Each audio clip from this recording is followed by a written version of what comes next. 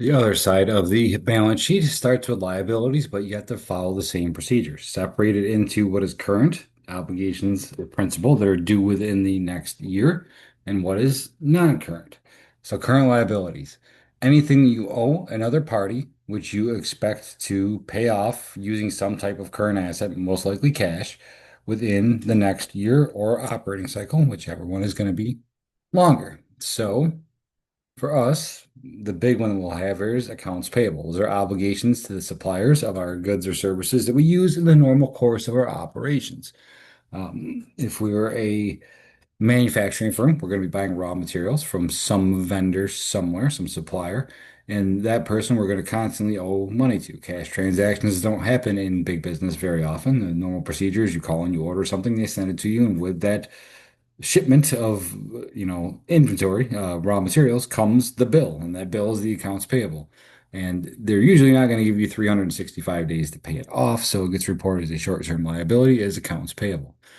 If instead of owing money to a party from acquiring some type of asset that you're going to use in your normal trade, instead you just borrow money for a short period of time, that's a short-term notes payable. And then GAAP requires that if you do have long-term debt, if you have a 20-year mortgage, if you issued some 15-year bonds, like those are all long-term debt, but some of that obligation is going to be due within the next year. So you need to go through and break down from all of your long-term debt, what portion of that is payable, are we going to have to pay off to the people we owe money to within the upcoming business cycle. Accrued liabilities, and that stems from the GAAP expense recognition principle. We are required at the end of every accounting period to adjust our books for expenses that we know that we incurred, but we've not yet paid. We accrue expenses because the expense is being recognized before the cash actually changes hands. These could be things like salaries payable, like something else like interest payable. Well, all of those are still debts that we formally owe now to people because that interest is accumulated. Our employees have worked during that period of time. And since we know we owe those funds to another party for something that we did during our operations in the current year, even though we're not paying till the next business cycle, it is still debt to us. So we have to report those accrued liabilities as a current liability. And unearned revenues is another, especially if you're a service business, is another big part of current liabilities. I used to bookkeep for several contractors, and their standard policy was whenever they booked a job, down payment was half up front. Well, imagine somebody came in, say the business year ends on December 31st, and they paid their half up front on December 31st, right before the business cycle ended. Well, we'd have a bunch of funds come into our company. We got the cash, we got the down payment up front, but we haven't done anything. We haven't earned any of that revenue, and we're liable to that other party. No, we're not liable to pay them any cash this time. There's nothing that says that we have to give them a refund at this moment. What we owe them instead is the labor that they paid for originally. So unearned revenue is exactly that. It is the liability that stems from advanced collections of cash from customers for goods or services, normally services, that will be provided later in the future during the next business cycle.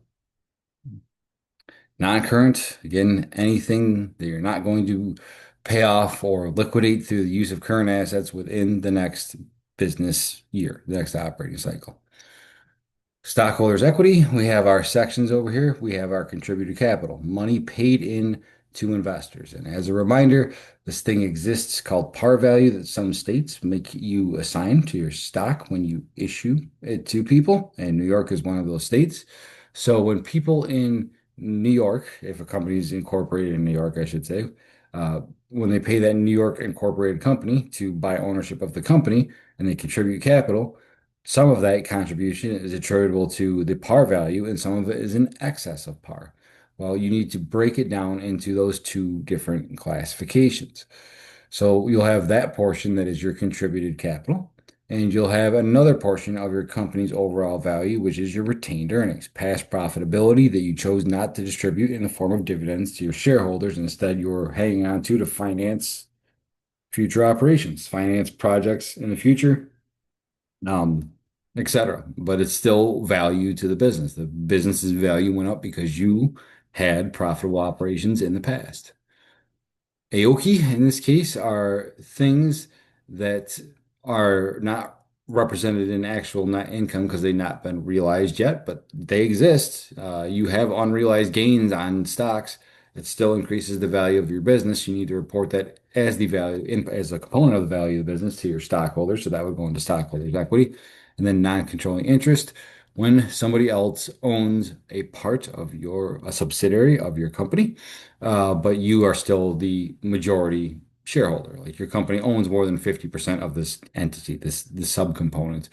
Well, you own the company then, so it's got to go on your books. But since you don't wholly own it, a portion of the value of your company, which you can attribute to that subsidiary, isn't actually entitled to your stockholders. So you need to reverse out the non-controlling interest in the stockholders' equity section of your balance sheet. What does a balance sheet look like? Well, it comes in multiple different forms. For years and years and years, the account form was the predominant way that it was formatted because it looks like the accounting equation. Assets equals liability plus equity. So you put your assets on the left side and your liabilities and equity on the right side, kind of looking like the equality that we use for the accounting equation. And it got used for years and years and years when the main form of distributing this information to people was in the form of paper periodicals. Like you'd actually send your shareholders a big fat book of your company's financials at the end of the period. Well, in the 21st century, no one wants to kill trees and send out all of that paper. And it's an ugly format to look at on a little screen, on your computer, on your phone, whatever, because side by side, it makes all the numbers smaller and harder to look at. So a lot of companies just switch to report form, which instead of assets on the left, liabilities and equity on the right, it's assets on the top and liability and equity underneath them. And it makes for just one column that continues down the balance sheet. The split in the middle for your balance number would just happen in the middle of your events. You would never have a really wide document. You have a very tall document, which is much easier to work with when you're in vertical scrolling, like you would be on a computer or on a cell phone. So if you go and look at companies' 10Ks nowadays, most companies will report using report format. And I've probably said in the announcement to you guys this semester that you're probably more familiar coming through the process with the account format in your education. And the real reason for that is the reason for formatting is to make it as useful and as easy to work with for people as possible. Well, as students, when professors are preparing you assignments, a sheet of paper is longer than it is tall if you turn it on its side, if you put it in landscape orientation. So for formatting, it makes more sense to use the account format. Whereas, one more time to reiterate, on a computer screen, when you're actually looking at the information, the report format works much better. So both formats, perfectly permissible by GAAP, but for ease of use, people like to have easy to read and obtain information. The uptick in technology has caused a lot of companies to switch to report format. So the account format in visuals right here, assets are on the left, liabilities and equity are on the right side. And you have your balance number on the bottom in both columns. It's not terrible to read, but it's a lot of information going on in here. You'll see that they have broken down their assets into what's current and what's non-current, and they did the same thing over here with their liabilities, current and non-current. You can see over here on their stockholders' equity, where did the value of this business come from? Well, firstly, what is the value of the business? This is saying right here that his business is worth $66,000 to the shareholders. So if Brianne Baking Equipment Company decided to close up shop, to liquidate all of its assets, pay off its liabilities, and distribute the remainder to owners, they'd have $66,000 to distribute. Where did it come from? How did they arrive at that $66,000 valuation? What was the source of that value to the business? Well, looks like $50,000 of it in total came in from their shareholders, 20,000 attributable to the par value, and $30,000 paid in excess of par. It looks like this company has been profitable up in the past, that they've retained $5,000 in their earnings, and they have something that is unrealized on their books, but still increases the value of their business that they've not yet actually converted into a realizable piece of net income.